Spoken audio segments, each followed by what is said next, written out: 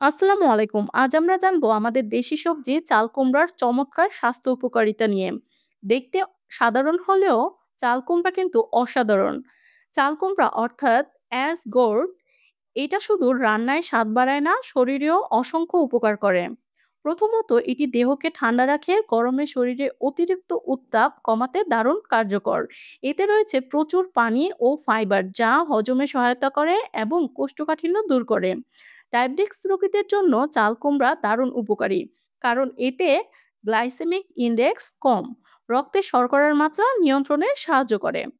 চাল কুমড়া রক্তচাপ কমাতে সাহায্য করে, ফলে হার্টের সুস্থতায় সহায়ক।